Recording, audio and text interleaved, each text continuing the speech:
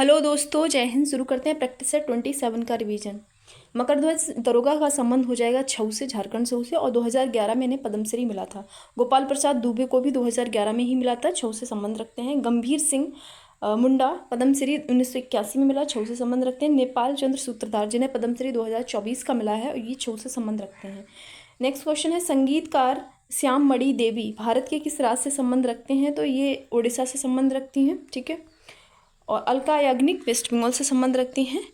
आशा भोसले महाराष्ट्र से संबंध रखती हैं। पद्म विभूषण मिला है 2008 का।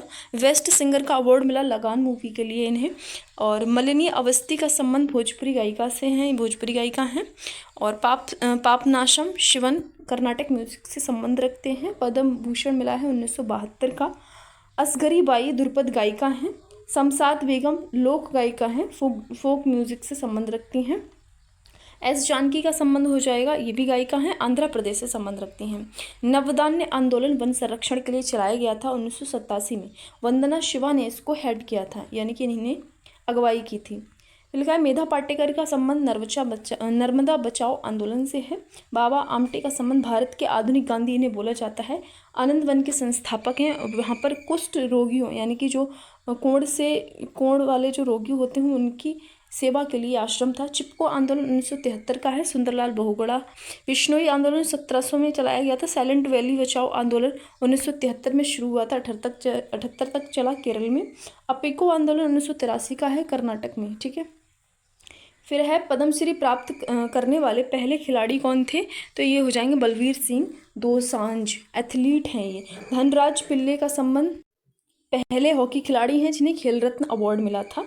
मिल्खा सिंह का जो संबंध है वो हो जाएगा आपका रेस से, और ये कॉमनवेल्थ में पहले गोल्ड प्राप्त करने वाले हैं 1958 में। पद्मश्री पाने वाली पहली अभिनेत्री हो जाएंगी नरगिस दत्त।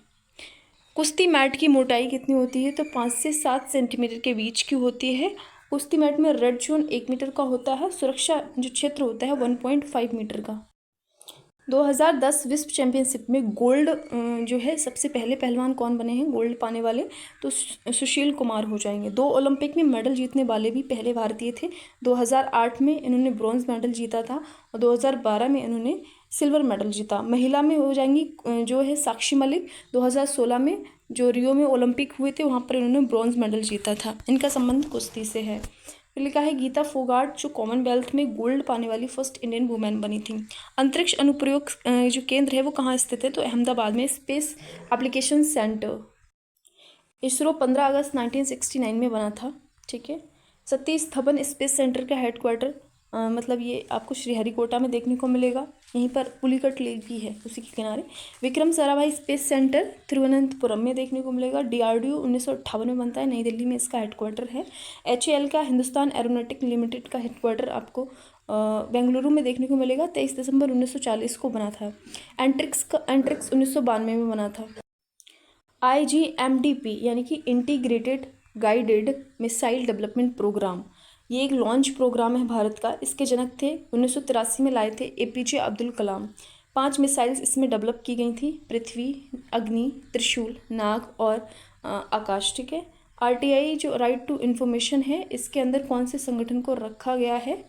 तो ये है आपका कंपटीशन ब्यूरो ऑफ इंडिया, यानी कि इस संगठन की जानकारी हमें मिल सकती है, लेकिन जिन संगठन की जानकारी नहीं मिल सकती, भारत के कुछ ऐसे संगठन हैं जिनकी जानकारी हमें मतलब नहीं मिलनी चाहिए। तो एविएशन रिसर्च सेंटर है, रिसर्च एंड एनालिसिस विंग है, इंटेलिजेंस ब्यूरो है, CBI है। इनकी जानकारी जनरली हमें नहीं होती है और होनी भी नहीं चाहिए देश की सिक्योरिटी के लिए, ठीक है। RTI 2005 में आता है और 12 अक्टूबर को इसे लागू किया जाता है। इसके संस्थापक BP सिंह हैं। IPC की धारा 377 के विरुद्ध में कानूनी लड़ाई का नेतृत्व किया था मेनका गुरुस्वामी और अरुंधति काटजू ने। भारत में प्रथम स्थल आकृति सर्वेक्षण शुरू हुआ था मेजर जेम्स रेनल के द्वारा बंगाल में। सर्वे ऑफ इंडिया का गठन 1767 में हुआ था और पब्लिश किया गया था 1776 में। लिखा है भारतीय सर्वेक्षण विभाग का हेडक्वार्टर देहरादून में है। भारत में प्रागैतिहासिक मानव का प्राचीनतम जीवाश्म यानी कि जो ह्यूमन स्कल है वो हथनौरा में पाई गई थी MP में। भीमबेटका की खोज BS वाकड़कर ने की थी 1957 में। यूनेस्को में लिस्टेड हुआ था 2003 में।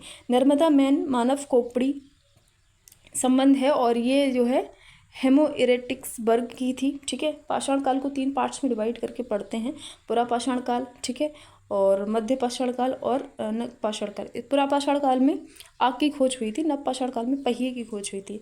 सबसे पहले धातु यूज होती मानव के द्वारा वो तांबा है, लेकिन मिश्र धातु पहला यूज जो होती है वो है कांसा, और पहले अनाज जो यूज होता है वो है जौ। नव पाषाण कालीन गर्त निवासों के अवशेष कहाँ पाए गए थे, तो बुर्ज़होम में पाए गए थे, जो कि जम्मू कश्मीर में है, और गुफलराल में। दोनों ही जो प्लेसेस हैं वो कहाँ हैं, जम्मू कश्मीर में। पुरापाषाण काल में नदी तट पर अधिवास किया जाता था, मध्य पाषाण काल में एक गुफाओं में, नवपाषाण काल में गर्तों में, और ताम्रपाषाण काल में कच्चे पक्के मकान जो है वो बनना शुरू हो गए थे। फिर लिखा है आपका, झील के किनारे कृषि स्थल पाया गया था लहुरा देव यूपी में। व्यवस्थित कृषि के प्राचीनतम साक्ष्य पाए गए थे मेहरगढ़ में, और यहीं पर पालतू भैंस का साक्ष्य भी मिला था। हड़प्पा स्थल है, और वहाँ पर कौन कौन सी फसलें हमें मिली हैं। चुन्नूदड़ों से सरसों मिली है, हड़प्पा से तिल, कुतांसी से कोंदो, हुलास से धान मिला है। हड़प्पा की खोज 1921 में दयाराम साहनी ने की है। मोहनजोदड़ो की खोज 1922 में आर.डी. बनर्जी ने की है। मोहनजोदड़ो जो है वो सिंधु नदी के किनारे, और इसका मतलब होता है मृतकों का टीला। फिर है धौलावीरा, 1967-68 के बीच इसकी खोज हुई, जेपी जोशी ने करी थी। जल प्रबंधन के लिए ये जाना जाता है। 3 टीलों में बड़ा शहर है धौलावीरा सबसे ज़्यादा, और 2021 में यूनेस्को में ये लिस्टेड हुआ था। विशाल स्नानागार मोहनजोदड़ो में है, और यहाँ पर 11/8/2.43 मीटर है लंबाई, चौड़ाई और ये गहराई है, ठीक है। सबसे बड़ी इमारत हमें देखने को मिलती है विशाल अन्नागार हड़प्पा सभ्यता की, जो कि 45/15 मीटर की है। नाव के चित्र या मॉडल प्राप्त हुए मोहनजोदड़ो से प्लस लोथल से भी। मोहनजोदड़ो से हमें घरों में कुएं के अवशेष भी मिले, लोथल से स्त्री पुरुष समाधान मिला है। कालीबंगा से अग्निकुंड और जुते हुए खेत मिले हैं। लौह उपकरण मिले हैं अतरंजी खेड़ा से, जो कि यूपी में पड़ता है। घोड़े के अवशेष मिले सुतकागडोर से। ताम्ररथ का जो अवशेष मिला है दैमाबाद महाराष्ट्र से। चावल भूसी का अवशेष मिला है रंगपुर लोथल से। किसान का जो रथ है वो नाबली से हमें मिला है, ठीक है। पशु मोहर, जो पशुपति की मोहर मोहनजोदड़ो से मिली है, जो कि इसका आकार चौकोर होता था और सेलखड़ी से निर्मित होती थी ये। हाथी, बाघ, गेंडा और भैंसा, इन जो जानवर हैं इनकी इस पर चित्र बने हैं। सुतकागडोर दाश्क नदी के किनारे था। मांडा जम्मू कश्मीर, आगे 1 मिनट, ये जो 4 साइट्स हैं ना,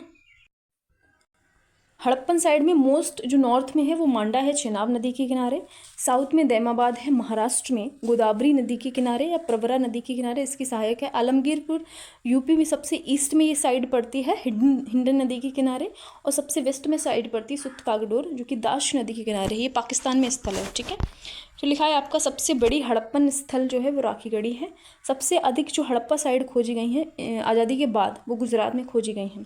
कुछ नदियां हैं और उनके क्या हैं, वैदिक नाम हैं। चेनाब नदी को अश्कनी बोलते हैं, रावी नदी को पुरुषणी कहा जाता था, सतलज नदी को सतोदरी, व्यास को बिपाशा, गोमल गोमती का नाम है, और गंडक सदानीर। सबसे पवित्र नदी जो वैदिक युग में थी वो है सरस्वती, और ऋग्वेद में गंगा नदी का 1 बार उल्लेख है, वहीं यमुना नदी का 3 बार उल्लेख है।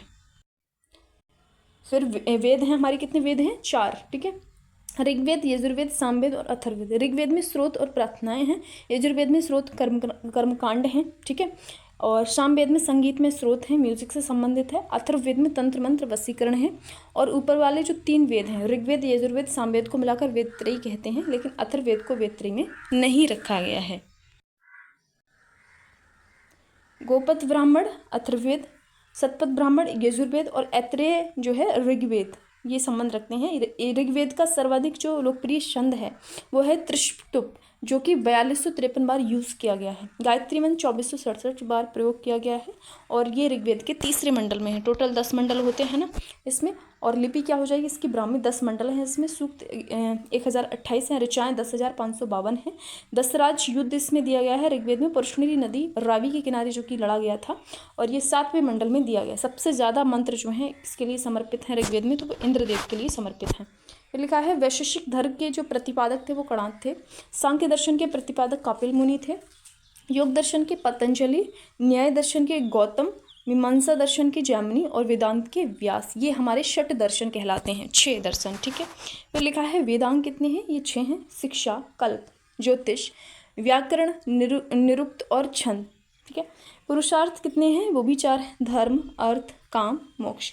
जीवन चक्र या फिर हम कहें आश्रम कितने हैं, वो 4 हैं। ब्रह्मचर्य जो 0 से 25 वर्ष की आयु के लिए होता है, गृहस्थ जो 25 से 50 वर्ष की आयु तक होता है, वानप्रस्थ जो 50 से 75 वर्ष की आयु तक होता है, वहीं संन्यास जो 75 से 100 वर्ष की आयु तक होता है। ठीक है, ज्वालोपनिषद में इनका उल्लेख मिलता है हमें आश्रमों का। ठीक है, सबसे प्राचीन स्मृति मनुस्मृति है, सबसे छोटा उपनिषद मंडूको है, सबसे बड़ा उपनिषद आपका बृहदारण्यक है, और सबसे प्राचीन जो उपनिषद है वो है छांदोग्य उपनिषद।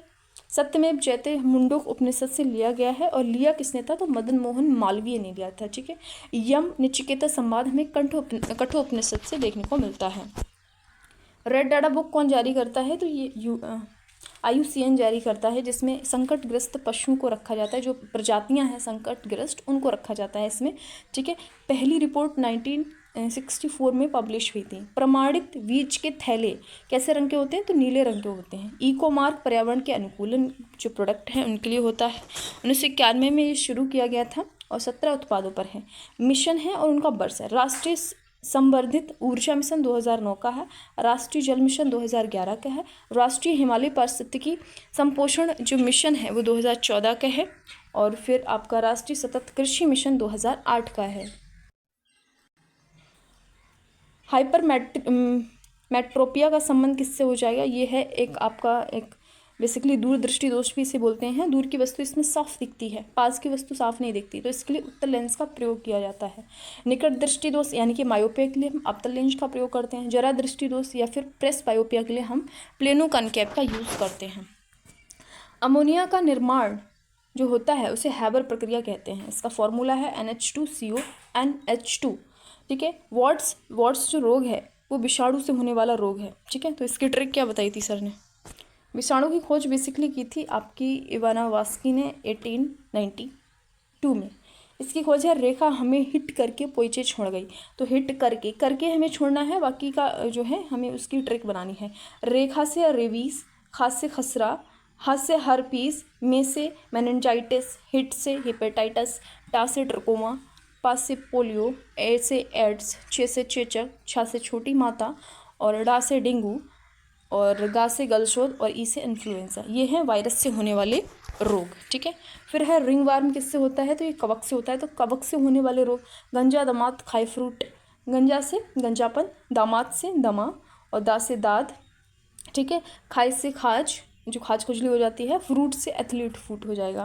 प्रोटोजोआ की ट्रिक है, पापा काम पर सोते हैं, तो पायरिया, कालाजार, पेंचिस और निद्रा ये हो जाएंगे। फिर लिखा है सरस्वती सम्मान 2025 मिला है भद्रेश दास को, स्वामी नारायण सिद्धांत सुधा के लिए इन्हें दिया गया है।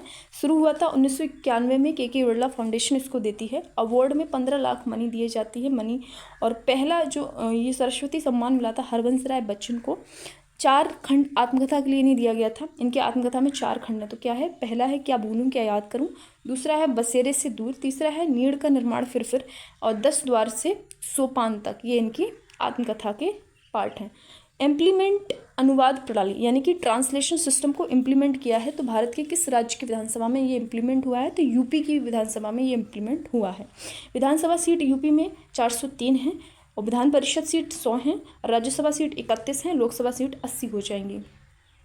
भारत का पहला जनरेशन बीटा बच्चा कौन सा है, तो ये मिजोरम में इसका जन्म हुआ है। ठीक है, 1 जनवरी 2025 को। बेसिकली क्या है, बीटा जनरेशन के जो बच्चे हैं वो क्या है, 2025 से 2039 के बीच में जो भी बच्चे पैदा होंगे वो सब बीटा जनरेशन में रखे जाएंगे। ठीक है, तो मिजोरम में ये पैदा हुआ है, इसका नाम क्या है, फ्रैंकी रैमरू आडिगा जादेंग, ये इसका नाम है। ठीक है, तो मिलते हैं नेक्स्ट रिवीजन सेशन में। Bye bye.